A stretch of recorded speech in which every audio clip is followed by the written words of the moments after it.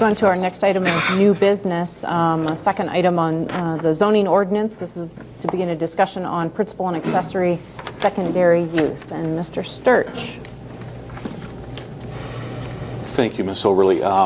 Yes, as the last item, I just want to introduce some elements and ideas to start to consider for some maybe some ordinance amendments regarding some of these developments we're talking about, these mixed-use developments. And these are all areas within the C3 district, which is basically the downtown area in the College Hill district. So as part of that, we still want to promote that existing commercial district for those commercial uses. Not a lot of commercial districts in town, so we want to maintain that use and for those types of developments. Again, start that mixed-use development idea. You know, that's kind of the new thing coming in. You know, part of our comprehensive goals talks about people living in downtown and promote walkable neighborhoods and continue that retail expansion. So I just kind of pulled out some of those elements out of the comprehensive plan.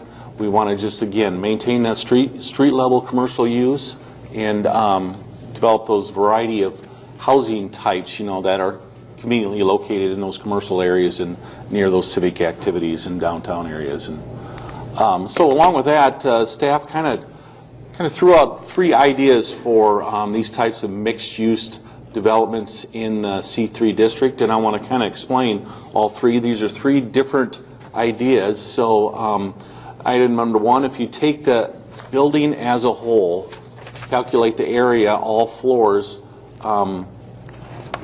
looking at that 50-50 mix. So 50% or greater commercial, retail, office type use, and the other half would be residential. So if you have a four-story building, 2 floors are commercial, and then the other 2 floors are residential.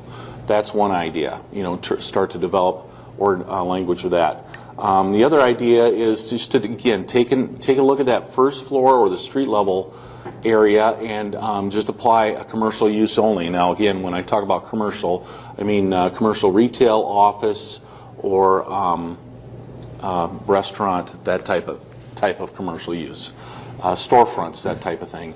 And then along with that, if you want to park the upper or place parking under that building footprint, that area should be compensated or developed on the upper floor. So again, you're still having that equal split on the main floor for that upper floor commercial use. So again, let me explain that again. If you have a commercial use, the majority is commercial on the main floor, but if parking is introduced for the residential side of it, that area under the building for parking has to be placed on the upper floor for commercial use. So you're going to compensate that area. And then the last idea is to calculate the area on the street level area floor, and then just say the majority of that would be set in commercial area, commercial space. So we're looking at a mixed-use building, focus on the main floor, and the majority of that is commercial. Any comments? I see a lot of kind of blank stares. Well, I certainly think that this is related to our earlier discussion, and we do need to better define what accessory is. Well, I kind of wanted to get into more describing the building as opposed to what's principal, what's accessory. It is like that, but it does say in the code, if the main floor street level is commercial, you can have residential on the upper floors. It kind of expands that idea. So again, taking a look at more of these other elements. Along with that, if all residential units, I'm talking about units, should be established on upper floors. So again, maintain that commercial space on the street level, and if you want residential, keep it on the second or higher floors. Yeah, I definitely agree. Yes. That's a minimum. Yeah. And that's on the slide here if they want to. Slide These that are we're on. additional considerations. So residential dwelling units to be established on upper floors of a commercial structure. Also, the residential use comply with the parking guidelines. and we can throw in exceptions. Maybe there's a minimum number of units / bedrooms.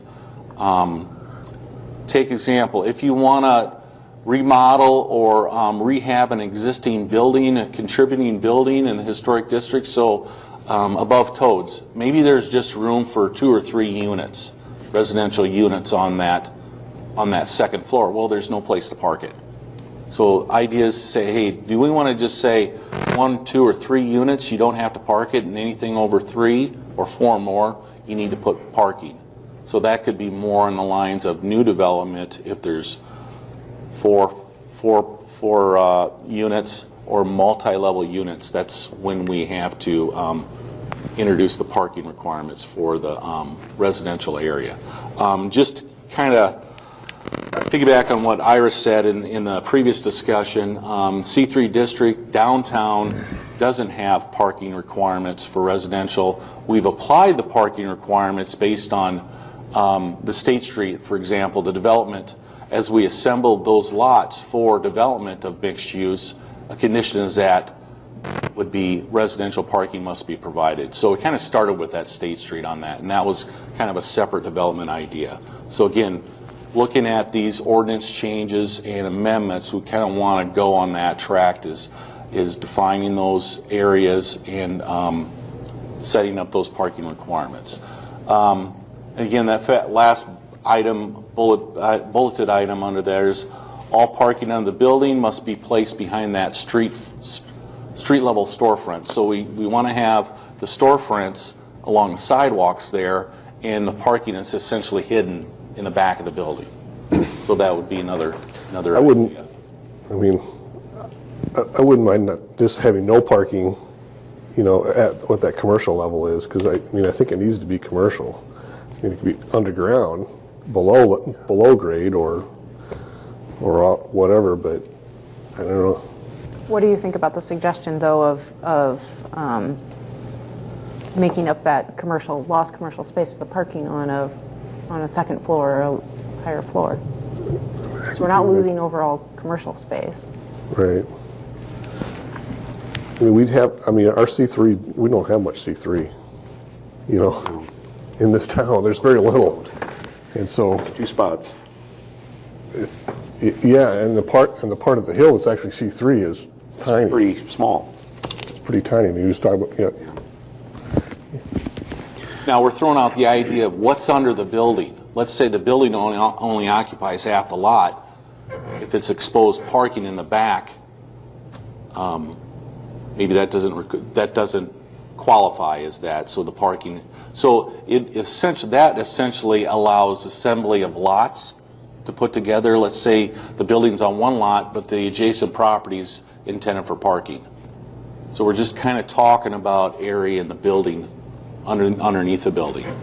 So if we want to encourage that, we want to make sure that the majority of that building space on the main floor is commercial. Right. But you may want to have some parking under the building, is what I'm saying. Right, because if you put parking underneath the footprint of the building on your main floor, you're making a dead zone in your neighborhood. I mean, it just is. It's a total, you know, nobody wants to walk by the empty parking garage going between stores or whatever. Okay. I just think, again, staying consistent with what I've said the whole time, I think this 50% use restricts the redevelopment. It's so expensive to redevelop today that there's so many people across the country that aren't requiring any parking. And I just I'm just purely curious, where do we get these guidelines? Are these researched in handbooks? Are they parking studies? Are they, you know, what are they that we're getting these guidelines for percentages for parking, percentages for when the code was last updated, what was used to determine that? For like the type of use and how many parking stalls, Yeah. Mm-hmm. it just pretty much carries over from Previous? from previous code, 1971. Yeah, they're old outdated codes.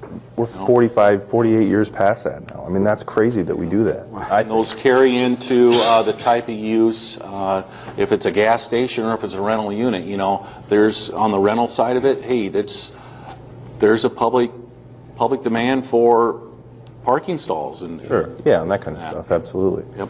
I think if you just look at what other growing towns are doing, I'd be shocked if you see parking studies and these dissertations that these people are doing, how far away we are from these towns in parking restrictions. I've read so many of these in the last 2 weeks since we've had our last discussion, and there's towns talking about putting maximum requirements on parking, and that leading to people being discouraged from using automobiles and getting on their bikes and having these parking lots half a mile away, having bike racks in these parking lots, biking to their units, and then in this College Hill neighborhood, I mean, there's so much someone can do if they live in that neighborhood.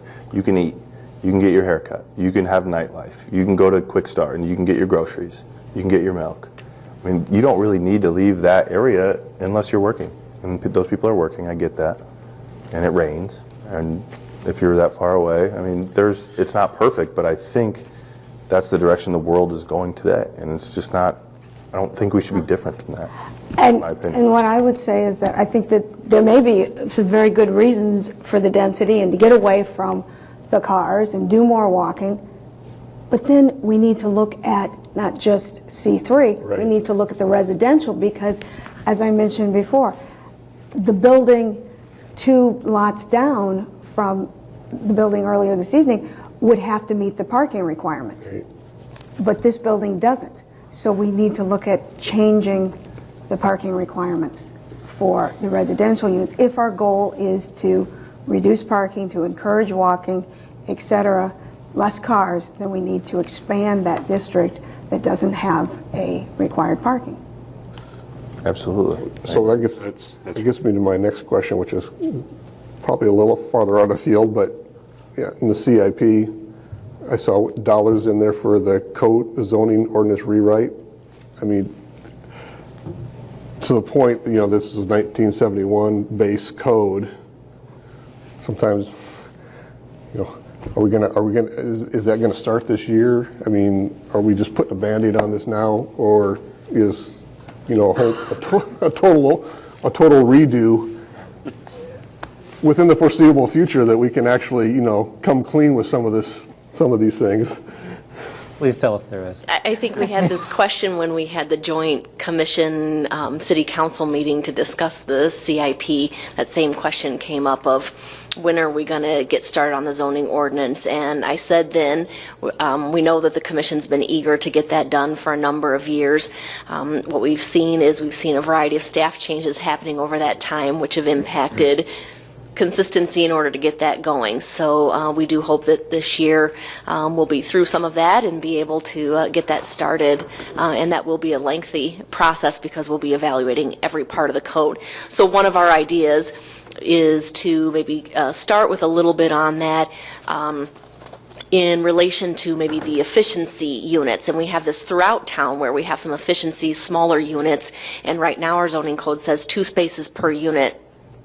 That's where you start, that's your minimum. So should efficiencies or 1 bedrooms maybe just at this point be amended to allow 1 parking space for those types of uses, and then a 2-bedroom is 2 spaces and on. And then when we do the overhaul, we look at that and look at studies and inform our discussion more at that point. So, I mean, you're saying we're just doing Band-Aids now, because otherwise, I mean, we could, one thing leads to the other, to Brian's point, it's like, well, it brings up the next question on that, and We've had Band-Aids since 1971, yeah, absolutely.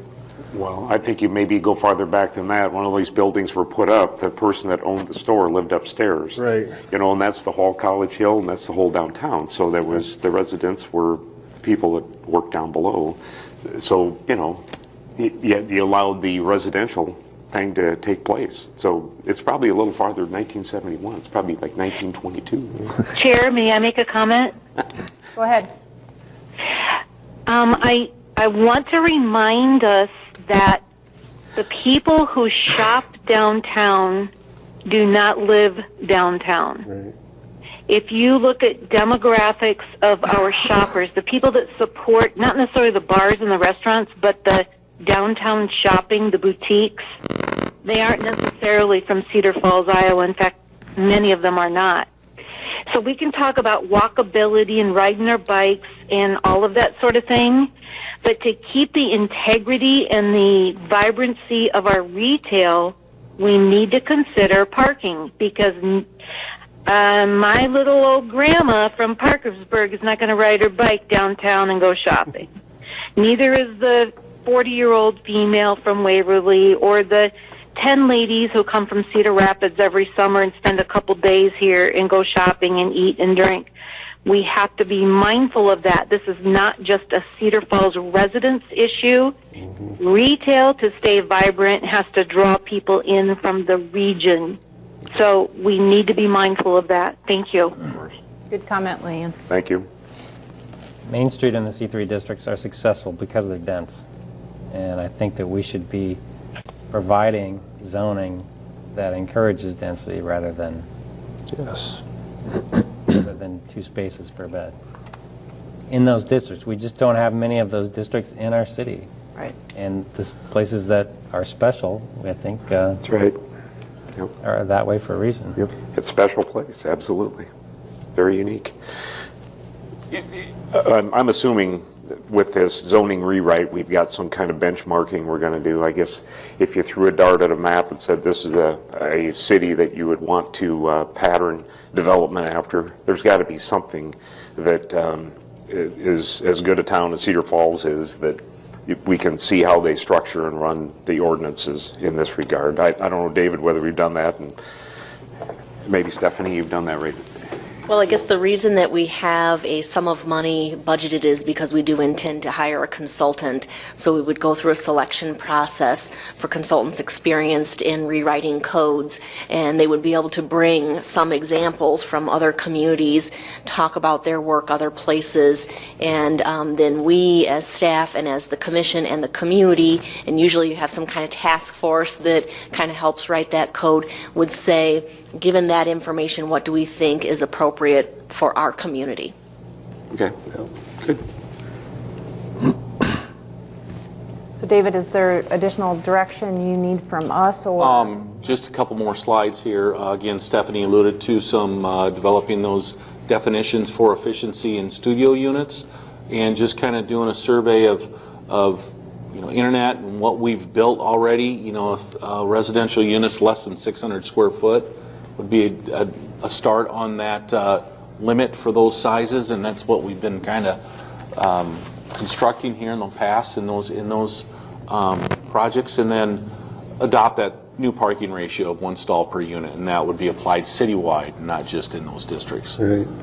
So what our recommendations is really focus on that first floor, is make sure that majority use is commercial, and if there's parking required, offset that on the upper floor on the second or higher level to keep that commercial percentage high, and keep the residential units on the upper floor, and look at the parking regulations for the residential side of that development.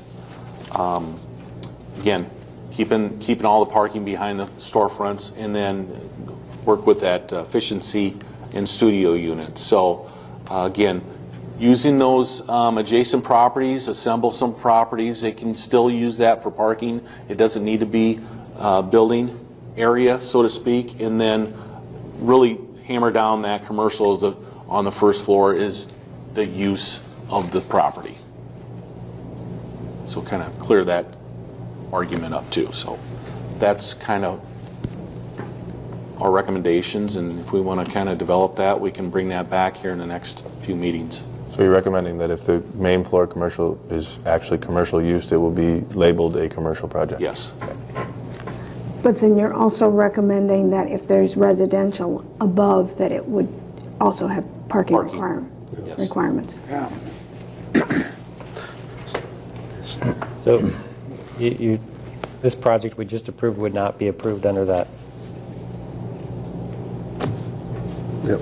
I still feel fearful of having to park everything, Well, no matter what project it is, whether it's... commercial, I mean, you're not parking any commercial. If you're only Right. parking residential, that's not in my mind, that's not a huge burden, because those are the cars that are likely to just be sitting there clogging up space versus There's going to coming and be going with everything fees paid to park. Right. You know, that's not going to be free. Right. If you're an apartment owner, you're going to, a good way to get some money. And we can do, you know, I've started some surveys on other cities, and just take Iowa City, for example. They depend on parking garages and parking ramps for Yep. those properties. Yep. And their ratios are a lot less. So if you're looking at a 2-bedroom unit, their parking is 1 stall per unit, or maybe a stall and a half. So we can kind of take a look at that. But again, they got massive parking structures down there that offset that Well, if you on-street could parking. use that big old parking structure that you and I built, but they're not sharing. Yeah. I mean, that's the fact. No overnight parking there, you know. That's right. Sorry. Are we doing anything to talk to them? With you and I? I doubt we could force their hand to do anything. I think some of those structures that, I know for a fact the one that was built on 23rd Street was used with federal transit funds. So they kind of tied the bus system in there, and there are requirements to say, hey, that's parking for this type of use. So, Any other guidance for David to commence We can- drafting? we'll start drafting and present that here in the future sometime.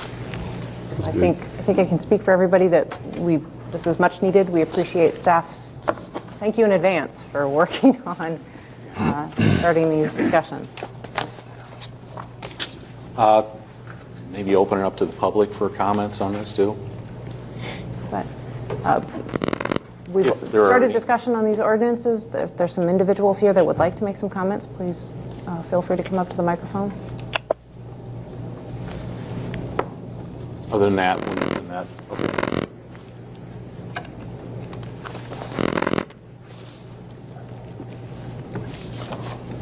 Rickard, 223 West 2nd, again. Okay. No, I don't have anything prepared. I would encourage you to look real hard at the residential areas in C3, okay? Require the parking that's in R4, the 2-for-1. We need the parking for commercial use downtown, not for residential parking. If this standard had been applied to the building that's going up next to me, they would have had to put in about 130 some parking spaces. Right now it's in the 60 some range, roughly about 70 parking spaces short from what is required in an R4 anyplace else. Parking, that means they're essentially 70 parking places short. Those are going to come from the street. Street parking is marked out here. Essentially, what they're short would take up every space from First Street, Washington, Franklin, down to just past 3rd Street, which means all these city employees and things are going to be parking the other side of the Women's Club. Parking is a big issue down here because, again, like Leanne said, commercial parking is really needed, not the residential parking on the street. Thank you.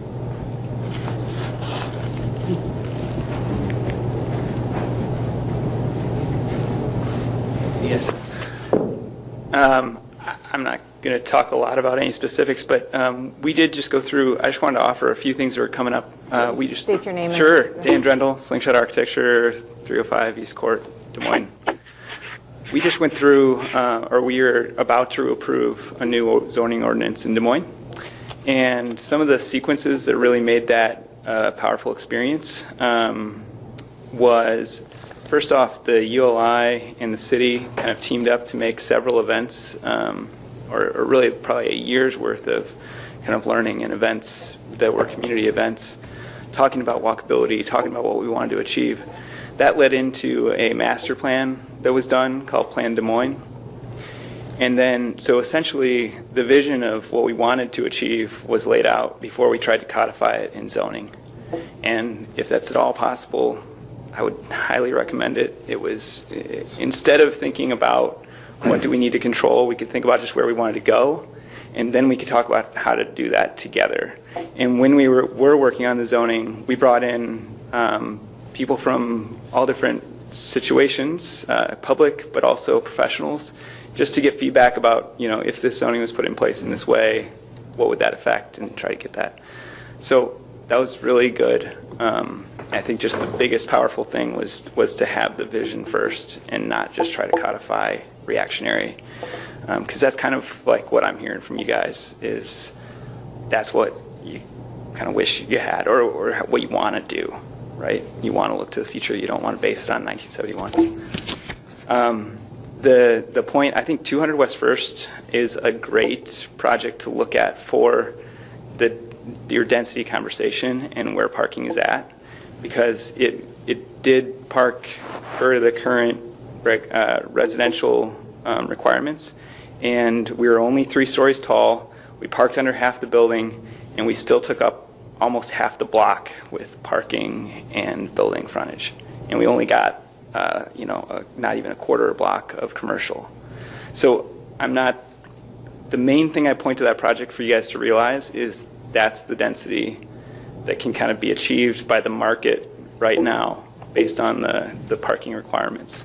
So if we want to go denser, if we want to have more storefronts on a block, which I totally agree, I think Marty was making exactly the right points about that, about storefront and about active street fronts and about active sidewalks.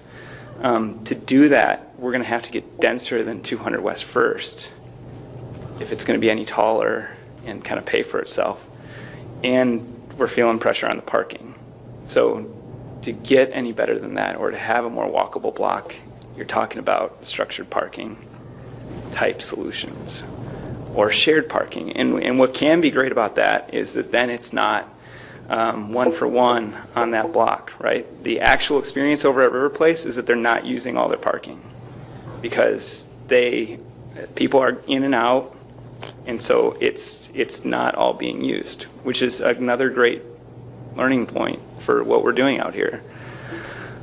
So if we can figure out a way where we're actually sharing densified parking for the C3 neighborhood, then we can start to get to some of these storefronts and really dense blocks like what Main Street is like.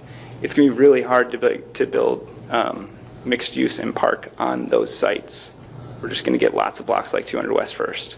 And I think keep pointing to it, because like that's the market pressures and the zoning ordinance and everything.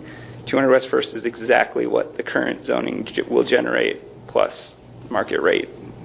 And it's fine. I think we did the best that we could, and I think that height is nice, but if you fill out the whole middle section of the city that way, it's going to be half vacant blocks.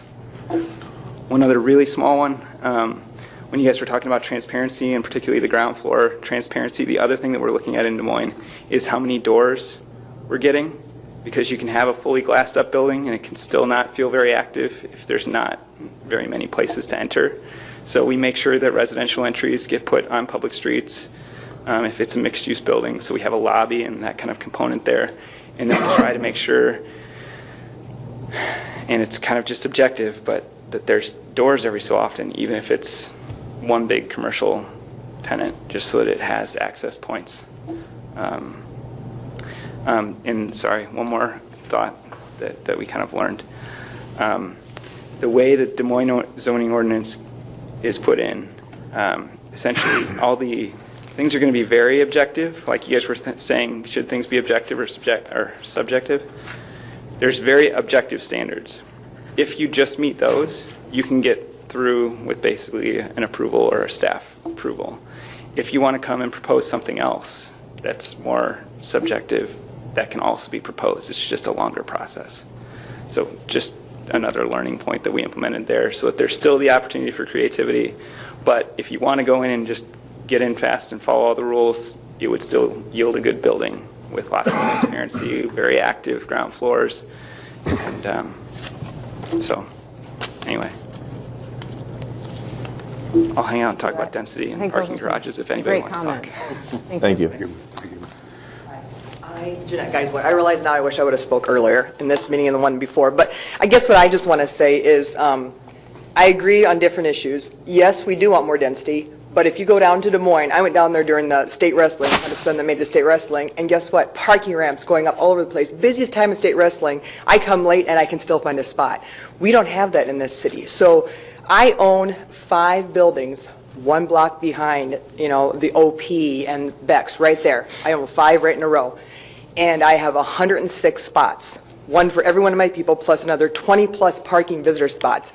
I could tow every day. I could go in and tow 20 cars daily if I wanted to. And what I'm towing is I'm towing all the gentlemen that were here. I am towing their workers. I mean, they're coming to me, we have nowhere to park. I said, I'm sorry, these are for my tenants. I'm towing Kyle's workers. I'm towing all these are the workers. These aren't the occupants coming to accompany their business. So yes, we have a huge parking problem. I've been up here since 1990. I lived 2 blocks from the hill in 1990 on the corner of 26th and Olive. And after that, my husband and I moved 1 house over and then 2 houses over. For 10 years, we lived within 2 blocks of the campus. And after that, we started developing. Never once have I not had parking problems. So, I mean, you can talk to whatever residents you want. You don't have to believe us, but there is a parking problem, Brian. I've lived there and I've developed there, and I live it daily. I'm called daily. L&M Transmission is going to make a lot of money after this complex goes up, because I own a complex to the east of this, and I own 3 houses. When you looked at that picture and you saw that house to the left, I am the C3, 3 down from that, and I have a 7-plex, and that's completely full. Now, where are these? He's got 196 spots he's supposed to have for this. He's got 65. That's 131 short. Where will they park? I would never in my mind put up something like this without parking. It's not fair to the tenants, and it's not fair to the city, and it's not fair to the people that live there, period. And if you look at the College Hill Partnership, how it's written, it's identical to the downtown. I'd called Shane on this, because Shane had told me at a College Hill Partnership meeting the downtown specifically says it has to have parking for the occupants. You just heard David Search say that's not true. They both reference 29-177, where it talks about upper accessory units do not have to off-street parking. But it tells you guys and City Council that you have to look at that unit and determine if it really truly is incidental. And it is this accessory, and it's not incidental accessory. This is a huge residential complex, Marty, thank you. And it needs the parking. Thanks. We talking about that planning thing, it's been a few years now. We had RDG, the city, and did that whole study, A comprehensive plan, which was designed to kind of be the lead-in to the new zoning ordinance. And there was a lot of good stuff that came out of that, and that'd be something that there's a lot of new commission members that probably aren't aware of that happened a few years ago. They had a lot of good ideas that they brought forth, I thought, in that. And they looked, that's the entire city they were looking at, not just C3, which is the hot topic of today, but, Well, and that does the planning work that Mr. Reynolds was referencing being done that helps drive the right, drives that discussion. code changes. Yep. City staff, any discussion of late about comprehensive planning work to be done, accompanying zoning work? I think that was a good point, that actually the revisions to the zoning ordinance were a recommendation out of the 2012 comprehensive plan, and took a bit to budget for those. And then, like I said, we've had some other things going on. So I was jotting down here that we should revisit that in terms of maybe educating the commission, doing a couple educational types of workshops on some of the elements that were found in that comprehensive plan, and see how we feel about that being a precursor to leading into the zoning ordinance. We do have in our capital improvements plan a couple further years out to start budgeting for an update to our comprehensive plan. That's certainly something that we can talk about in terms of timing. We have done some work internally taking a look at what have we implemented from the comprehensive plan. We'd like to be in front of you presenting that with a little bit of a progress update about how far are we, and is it time to do some updates to that plan. So I think we'll be talking about this a lot more in the coming year. You need to pull it off the shelf, Yes. dust it off, see where we're at on that. I've got a question on metered parking versus non-metered in city lots.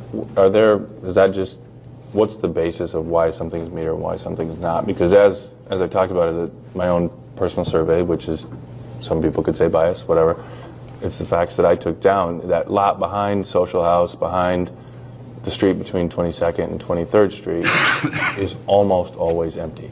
You can drive by it at any time of the day, and that lot is almost always empty. It's the only metered lot there. That's a fact. And it's almost always empty. And so I'm curious to know what a metered lot behind Sidecar and Mohair Pear and those businesses would do for parking for these patrons that come from out of the area. That Leanne and Jeanette and business owners on the Hill may be concerned about. That lot is almost always empty. You can drive by it any time of the day. And so metered parking obviously has an effect on how people park. And Nick mentioned it, and I agreed with that completely. When he came up, Mr. Tyber came up and talked about metered versus having free parking in town. People will take the path of least resistance and park where they don't have to pay. And so if they have metered parking lots behind these businesses, I think there will always be a place for them to park.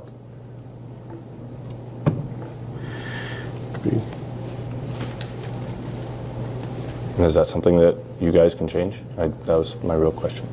I wasn't sure if that was a question or statement or where that was going, so I apologize that I walked away on you. Filibuster, yeah. Well, in terms of the history of maybe why a lot is metered versus not, I would have to look into that to be able to inform on that. I believe there are probably many of you at the table that know that in the downtown, for example, parking, there used to be meters. Now some of the lots have permits, that time of and so it kind of reflects the trends and the interest of the community at the time. And it may be that this is an area that needs to be revisited about whether there should be some kind of paid parking system that's comprehensive throughout an area versus specific to a lot or that type of thing, that it should include maybe the on-street and off-street parking opportunities, maybe even be a tiered system to be more expensive where it's more convenient and less expensive and maybe even free the further you go out. There, as you go to other communities, you can see a lot of different examples of how people do that. I have experience in a former community of where we just charged 25 cents an hour. So the point was really to get the turnover and have some enforceability to it. And then it did create some revenue to be able to reinvest in parking lots and maybe create other parking lots. That's a very expensive endeavor to provide parking. Mm-hmm. Absolutely. Perhaps if we want density, we should get the developers to pay toward some of those shared amenities, as you're describing. I mean, there's ways to do that. Yes.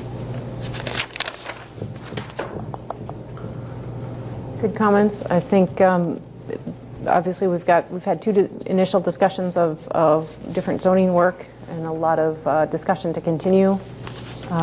David, any time estimation of when we want to address again the principal accessory? Oh, it probably won't come to, want to do some more research, and then might be looking at later in February, into March timeframe.